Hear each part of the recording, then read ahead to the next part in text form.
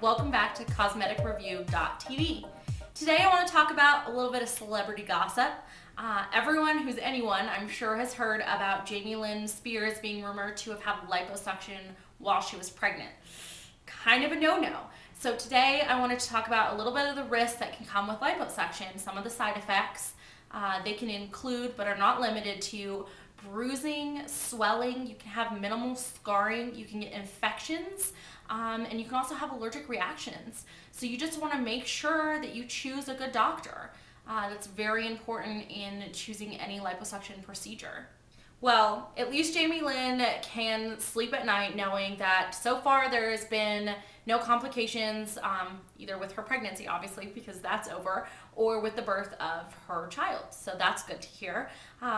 My word of advice, the whole reason for this blog, ladies, if you are sexually active, there is a chance you could be pregnant.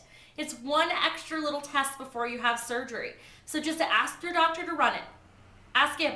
If you had sex, it's possible. Hate to be the bearer of bad news. So until next time, just remember, it's not always the best idea to follow in celebrities' footsteps.